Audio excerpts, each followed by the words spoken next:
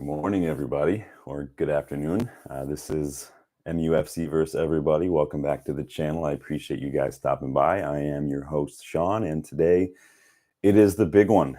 As the thumbnail implies, it is probably our biggest match of the season. It's the FA Cup final preview. Obviously, that's kicking off tomorrow, 10 a.m. my time. What is that, 3 p.m. in England? So it's a big match. Obviously, it's our second FA Cup final in 2 years. It's a consecutive Manchester Derby in the final, so it's a big deal.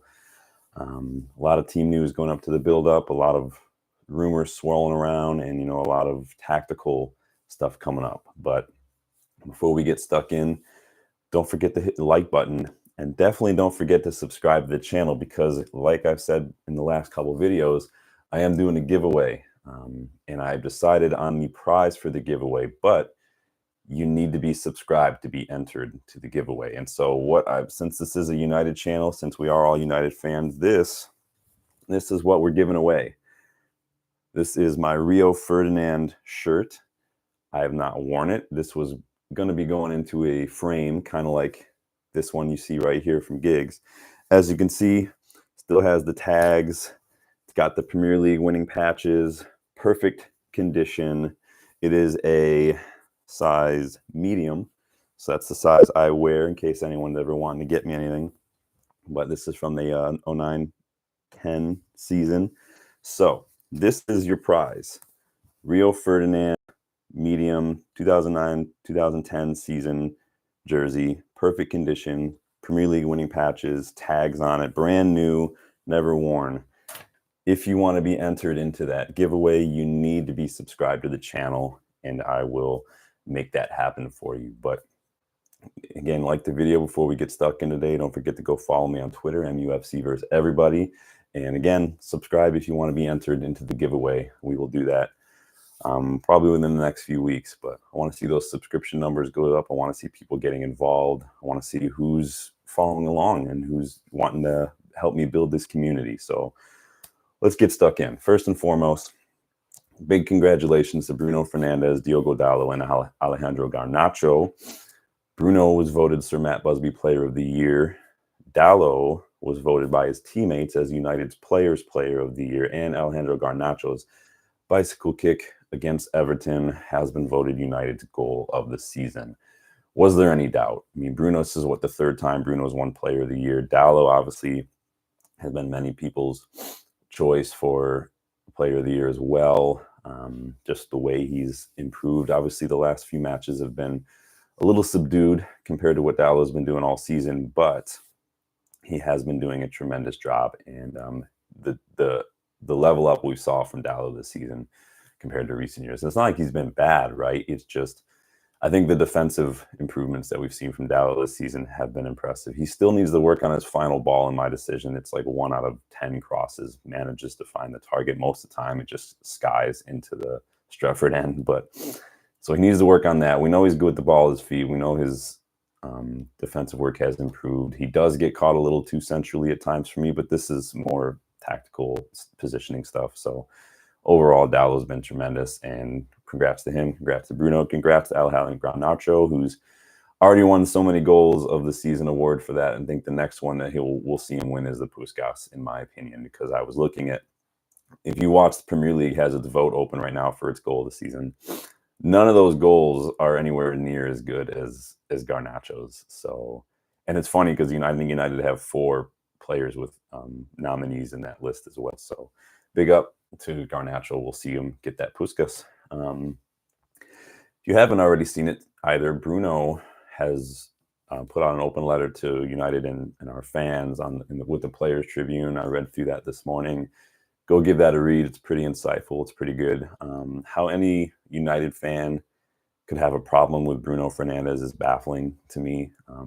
It's funny, people go in on his passion, on his whining, his anger, sometimes his frustration. But these are the same fans who used to cheer guys like Roy Keane and Wayne Rooney for their aggression, their passion, and their high standards are the same ones who are criticizing Bruno. So, passion and anger and frustration all comes out in different ways with different people. I think that And I've criticized Bruno sometimes as well, but he loves his club. He lives and breathes United. And if you haven't yet, go check out the letter. It's really good. I think ahead of the cup final, it's what we needed.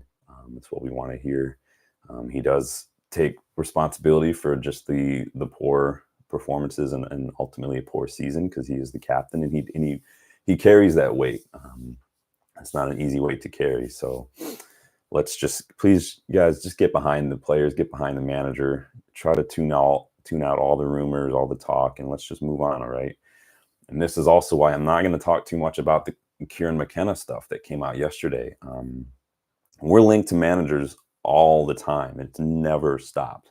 Doesn't matter who's in charge, how we're doing, and we're always linked to managers, whether it's Tuchel, Pochettino, Mourinho, Ollie, whoever. We're linked to them all the time. But supposedly, we've met and talked with McKenna, but for some reason, because it's McKenna and not Thomas Tuchel or something, it's a bigger deal, which is so strange to me. I do think McKenna will leave Ipswich Town this summer, which would be a shame in my opinion. I'd like to see him stick with him for a little bit and not just kind of dump them when he gets promotion. But I don't think he's coming to United. It's too soon. It's too big a step up for him. He's very young. I want to see him go somewhere like Brighton, West Ham. Please don't go to Chelsea, man. If you value your reputation, if you value your career, don't go to Chelsea. You'll be done in 6 months, man. And that's not a slight at you. It's a slight at Todd Bowley and Chelsea and just the shambles that they are. So keep that in mind. But just tune it out. I don't think McKenna's coming. Let's not let this blow out of proportion more than it needs to be. Talk a little bit about Ten Hag's press conference ahead of the match. Is it just me, or did Ten Hag seem a little bit more relaxed and even friendly, sitting down for this press conference? He was smiling, he was engaging, he looked like, a guy who was pretty relaxed. As far as some of the comments, no Maguire. Sounds like Lindelof, Varane, and Martial could be. He says he hopes they might be available. He was asked about Marcus Rashford.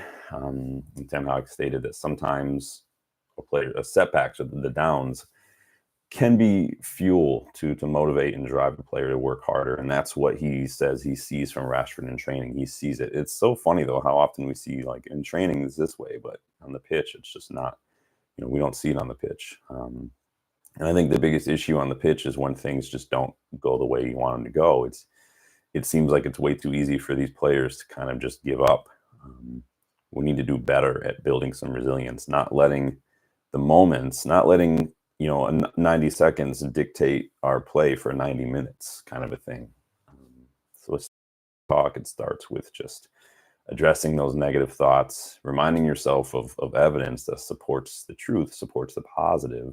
It's not manipulation, it's not lying to yourself. Again, it's reminding yourself of evidence. It's being able to tell yourself, okay, I made a mistake, or this is a struggle right now, but I've made mistakes in the past, I've struggled in the past, and I've gotten through them. There's no reason to think that I can't do the same this time. That's how you introduce some self-talk. That's how you reframe. That's how you address negative thoughts. So resilience, build some, we go. Let's look at City's news, their team news and form going into the final. Obviously, City won the league for the 4th time in a row. It did go down to that final match day of the season, though. They came out 3-1 winners against West Ham at the Etihad. I did not misspeak. If you watched the match a few minutes before kickoff, there was a lot of empty blue seats in that stadium. Probably, yeah, it's just embarrassing how they can claim they have the biggest revenue. But that's another story for another day. What that does mean, though, is that Arsenal, again, failed to win any trophies for, the 4th season running now? Arsenal fans, are you ready to have that conversation yet about Mikel Arteta? And maybe he is not the guy. Maybe he is the guy before the guy. What Arsenal needs is someone like a Simeone, someone to come in, someone with that personality, with that experience of winning things, to come in and just bring a little of what it takes to get things over the line and inject that into this Arsenal squad. Arteta's not that guy, because what has he done? But maybe, Arsenal will get a, hey, we pushed City to the final day trophy made and put that in their cabinet. They love that. They've got the, top of the league for 90 some odd percent of the season trophy, that we beat United at home trophy, which they love to trot out all the time. So maybe they'll get a trophy for this too. We pushed City to the final day. Good job. Maybe they can make the trophy in the shape of a bottle, or just take an empty bottle and write that on there. That might work too. Anyway, City have no losses in all competitions since early December when they lost 1-0 Villa. That's very good form. I think there's only a couple draws in there as well. Obviously, they did not win the Champions League either, but that is what it is. That's how good you have to be to win the league right now, is you have to be perfect. That's just the way it is with this Peps, with the City side. Liverpool have been really good coming into the last few matches of the season, although they did finish third with the Carabao Cup, which apparently is good enough for Klopp's final season, but not good enough for Ten Hag's first season. But hey, that is what it is. Arsenal are miles ahead of us in their product, and they couldn't beat City with how good Arsenal have been. So how can we be expected to win leagues right now? People have to keep things in context. We're not there yet. We have serious issues in the squad. We've had injuries. We've got a rebuild that we need to do because we've been through like 5 rebuilds in a decade. Like, when Arsenal have given Arteta like 5 years, and look where they are. We can get there if we're patient and we back manager. We make wise decisions. The problem is we haven't backed managers. The people who make the big decisions are just dumb as shit and are incompetent. Guys like Woodward, Murtaugh, Richard Arnold have been making these important decisions, and the Glazers just don't help. These are all stacked against us. So be patient, give it time. And anyways, City are pretty much full strength, aside from the Ederson, who is still out with that. I think it's an eye socket fracture. But Ortega has been filling in, and Ortega is probably the best number 2. Remember, we used to have Sergio Romero. Arsenal decided to try a weird Ramsdale Raya thing this season, which kind of backfired a little bit. But Ortega is a solid keeper. He may not be as good on the ball as everyone likes to think that Ederson is. By the way, thank you for that McTominay goal. Had a lockdown, by the way. Ederson, good on the ball. But Ortega, in my opinion, is a better shot stopper. We saw that in recent weeks when he's deputized for Ederson. He's made that brilliant stop against Son, I believe, when Son had that one-on-one chance. That's what you want. So they, in City as a whole, may not look as dominant on the pitch. I think Haaland, half as many goals as he did last year. What a flop, by the way.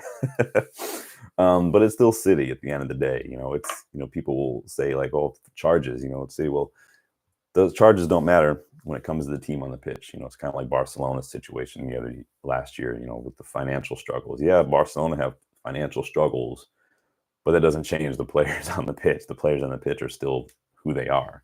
City players on the pitch, yeah, some of them probably wouldn't be there without some of the questionable financial practices, but they're still there, and we still have to play them, and so that's who we're up against. Charges aside, they still have Haaland, Phil Foden, De Bruyne, Rodri, Silva, etc. on the pitch, and we still have to do that. I still maintain, however, as I've said a couple times before, that Ilkay Gundogan was their best player last season, especially when they were at their peak. And they have missed him this season. I think Silva is good. Silva's not that guy. De Bruyne has obviously been injured. I think they've missed Gundogan more than anyone. Phil Foden has really stepped up. I think he and Cole Palmer have probably been the best players in the league this season, in my opinion. So we do have to watch out for Foden. But hey, maybe we have Mateus Nunes to worry about, though, right? Mateus Nunes. Yeah, you guys forgot he was at City, didn't you? Yeah. So did City, apparently. In any case, City's biggest threat, and really our biggest concern, should be Phil Foden. Obviously, he causes problems in the derby. He scored a brace against West Ham in the final match.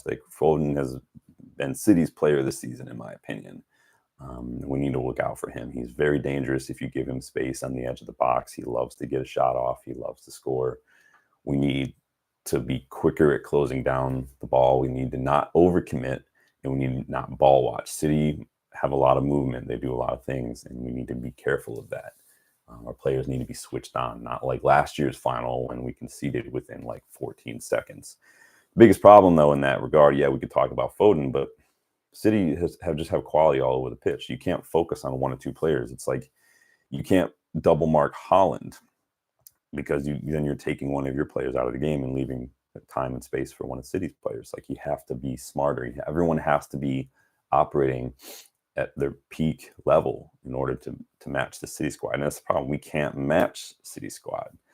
As far as team news and selection, I think so. Pep can alternate between like a 4-2-3-1 and a 4-1-4-1, depending on who he has available and how he's choosing to set up, or the opposition, which is what you need to do sometimes.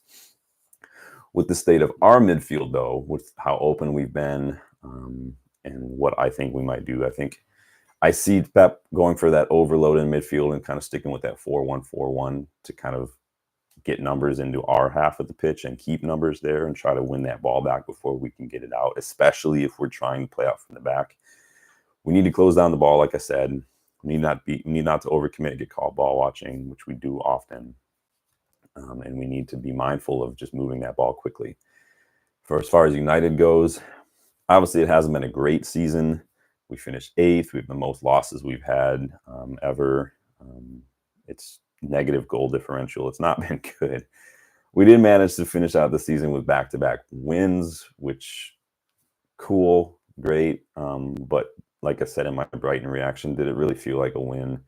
Not really, considering the way the whole season's gone, and considering the 2 matches that came before,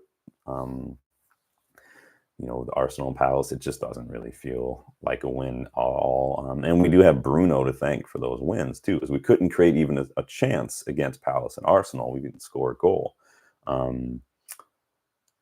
But Bruno comes in and we've created chances. Obviously, we've had a record number of injuries. We have 44 injuries, right? And most of any club in the league. We do actually have some of those players fit now, which is a boost, yes, but at the same time, these players are still not 100%. Fit is a loose term because they've had lengthy recoveries. Obviously, Licha started the last match of the season and then went off. Rashford's been getting a few minutes here and there. Saw Varane come on a little bit. Like, it's good. It's good to have some players back fit. And I'm glad, like I said, leading up to these last few matches, I wanted some of those players to be getting minutes before the final, because we can't let them come in cold in the final. But they're still not 100%. And that's not me making excuses. That's just facts. You can't be gone that long, play for 15 minutes one match, and then 50, 60 minutes next match and say you're match fit. That's just not match fit, like, any way you slice it. So it's good to see some of them get back. Be interesting to see who gets to start. Again, no Maguire. Apparently his injury is not healed as respected, which has been a worryingly common theme for us this season. Again, I've said many times, the entire medical staff at United needs to just be shown the door immediately. They are god-awful at their job. They can't diagnose properly. They have messed up so many recoveries. Players need to outsource their medical advice because we're just incompetent. We saw Casemiro go get a second opinion, and it turns out we got it wrong. Still no Shaw, still no Tyrell Malacia, probably no Mount. I imagine, again, it's going to be a 4-2-3-1 for us. I'm thinking it's going to be Onana, Wan-Bissaka, Varane, Licha, and Dalot. I think Dalot is going to go on the left, because I do think that we're going to want to lock up either whoever it's going to be for City on our right side, which is either going to be Doku or potentially Grealish, although Grealish just kind of been a flop, arguably. 3 seasons. 3 seasons at City, £100 million, and 1 decent season. And I think I read earlier that if Vincent Kompany goes to Bayern, by the way, how is that a thing? How is Vincent Kompany going to go to Bayern? But I did read that if that's the case, then he's rumored to want Jack Grealish as one of his first signings. So either way you slice it, Jack Grealish has not been worth the money. In any case, moving to midfield, I do think that with the return of Licha and I think Varane, I think we're going to see Casemiro get pushed up to midfield. We saw against Brighton that happened later on in the match. He got pushed up to midfield and he was getting more involved. Oddly enough, Casemiro looks more impactful, more effective, more deadly for us when he's higher up the pitch and getting involved, not only on set pieces, because we know he loves to sneak in and nick a goal on a set piece, especially free kicks, but his passing has been really good in the final third. And so I think that we'll see more of that. The problem is when that happens, the other midfielder needs to have the discernment and the the vision to know when to chill a little bit. Our defense needs to know. And then this comes from just talking to each other. We don't talk to each other very much. We're very quiet. So I think it'll be Casemiro and Kabi Mainu. If Casemiro can win the ball and then just pass it, I think we'll be much better shape. I think it'll be Garnacho, Bruno, and Rashford. And I'm struggling to see who's maybe going to start up top. Obviously, McTominay's been starting up there. He hasn't really been doing a whole lot just because he doesn't have the striker's instinct. Højlund's been effective coming on as a sub, scoring a couple goals recently. But does that mean he'll get the start, or does that mean Ten Hag will prefer him as a substitute to come on and impact? The problem is it's a cup final. Form, all that goes out the window. So you don't want it to be too late in the match. You want to be chasing, 2 goals down and try to bring on Højlund on, because then we get desperate, then we make sloppy decisions. We need to put our best 11 out, not get too in our heads about it, because we've seen managers do that in the past. I think that Xabi Alonso did that in the Europa League final this week. I think we've seen Pep do that in Champions League finals. Stick with what works and start your best 11 in their best positions and play to the opposition a little bit, play to your best strengths. We can't go toe-to-toe with Manchester City. We can't play the same kind of high press, system that they playing out from we can't do that against City. We can try to do that with the players we have fit throughout the season. We can't do that in a cup final against City. We've seen that they can be got out with a counterattack. Their press does make them vulnerable. The amount of players they push high up the pitch does make them vulnerable. We need to stop. I feel like I sound like a broken record. We can't just walk the ball out from the back today. We need to play on the counter in this final, because that is the way to beat City. The problem is we take too long to launch the counter when it's on, or we just refuse to, or we insist on playing out from the back, and that causes us problems. We invite the pressure, and we're just not good on it. Especially with you could say, Leach and Varane are fit, it's your best part. Yeah, cool, but they're not match fit. It's just not going to happen. Martinez is good on the ball. Casemiro, just get Onana's good on the ball. Get the ball out to the attackers and hit them on the counter. That's how we scored against them before. Big counter, simple cutback. Rashford came in, scored a screamer. It's not that difficult to do. Yeah, Ten Hag might not like it. He might not think that that's tactical. I don't think it's tactical to just employ a counterattack as plan A, but that's what you need to do. You want to win, or do you want to play good football? You can't always have both.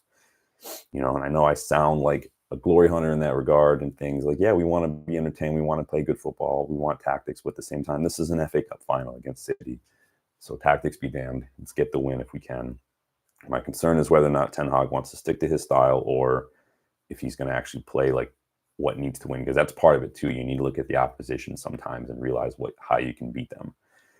Bruno needs to have a perfect day. He is our danger man. He is our captain. He is the most effective chance creator on the pitch. When he's not there, we don't create anything.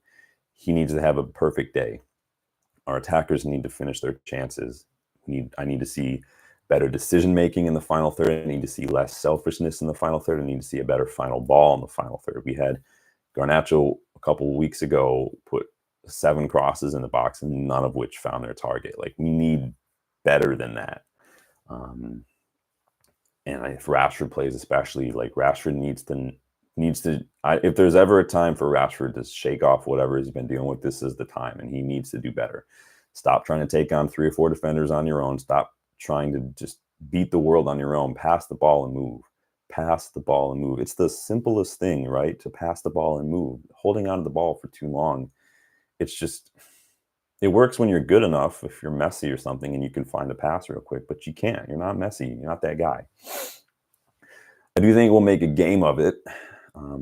But again, I think City they have too much quality. And I do think that unfortunately, it's going to be a City win again for a second year in a row to gift them the double. I don't think it'll be a shambles like it was last year when we sloppily conceded that opening goal within 10, 15 seconds. My heart says I think we can win, but my mind says I feel like it's going to be a 2-1 City.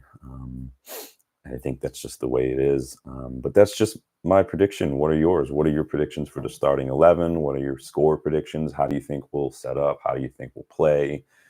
What are your thoughts on, you know, the awards for the season for Bruno, Dallo, and Garnacho? What are your thoughts on managers? What are your thoughts on anything? Let me know what your thoughts are as we head into this FA Cup final. I'm not quite sure if I'm going to be able to actually watch the final.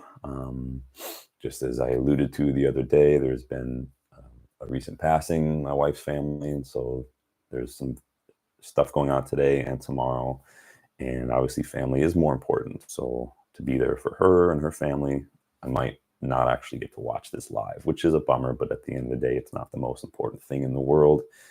I think we can all agree.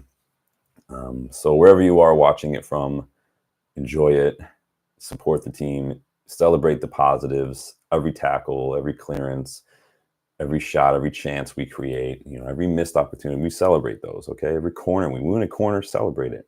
Okay. We make a block, celebrate it. Just do it. We have to keep that positive momentum going. Okay. Don't forget to like the video. Don't forget to subscribe if you want a chance to win this brand new, or not brand new, obviously it's about 15 years old, but brand new because of tags, Rio Ferdinand jersey. It's got the patches on it. It's got never been worn. It's a medium. But in order to win, you do need to be subscribed to the channel. So don't forget to do that. Don't forget to like this video. Don't forget to go follow me on Twitter. And don't forget to cheer United, right? Glory, glory, Man United. Keep that red flag flying high, guys. And I will see you either after the match or maybe on Sunday with a bit of a reaction after I watch the replay. So until then, guys, thank you. And I will talk to you later. Bye.